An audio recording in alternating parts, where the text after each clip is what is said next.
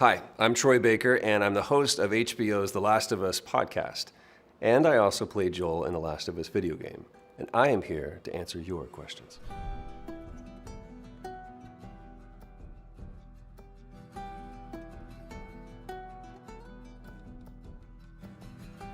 Number one, this is not a show about zombies.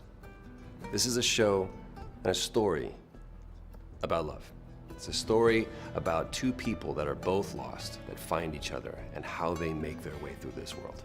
Number two, the cordyceps fungal outbreak that we talk about on the show is not that far-fetched. It's actually scientifically possible.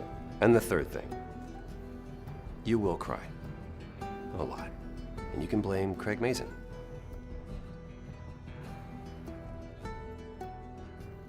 Absolutely not. The beauty of this is that it is two different versions, two retellings of the same story. So if you haven't played the video game, you can completely enjoy the show as a standalone. But I will tell you this, I don't think it's an either or. It's not either play the game or watch the show. This is a yes and. Play the game, then watch the show, or watch the show, then play the game, and enjoy discovering the differences.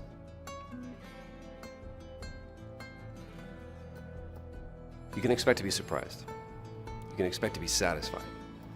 You can expect that in every episode, there will be one of those moments that you loved so much, but just a little bit different. Trust me, I went into this not only as an actor, but also as a fan.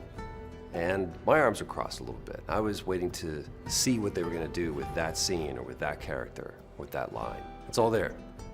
This is the most accurate, truthful adaptation of a story like this that I've ever seen before. And will there be Easter eggs? Come on.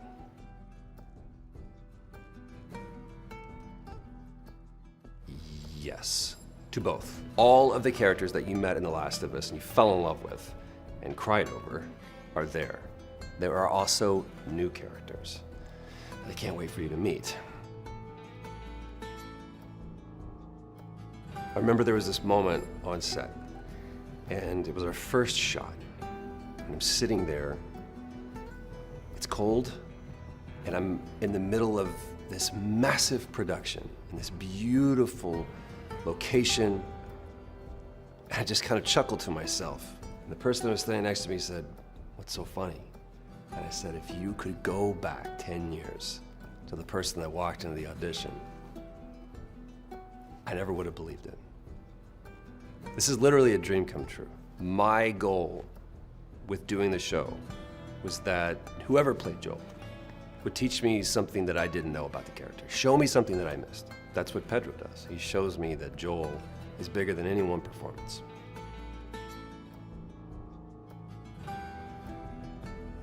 Okay. So first of all, I wouldn't get bitten. I would have died long ago. Not gonna survive in an apocalypse, not one bit. People would have tripped me and used me as bait. I'm the first to go, 100%. This is Kashmir. Well, our story kicks off September 26, 2003, which is a little bit different from the game. And then we do a time jump of 20 years to where the majority of our story will take place. Selfishly, I really wanted to see what it looked like for someone else to play Joel.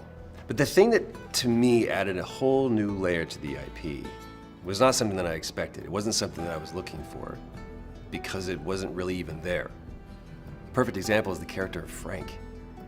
Frank in the game is, well, if you play the game, you know, he's basically dangling feet in a bad Hawaiian shirt.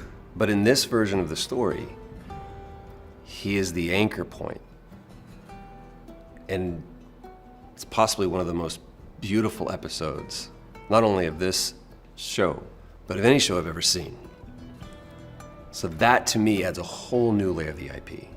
And that's what's at the heart of this story. It's the relationships. Yeah, we have monsters that are attacking us, and yeah, there are vicious people that are doing horrible things to survive.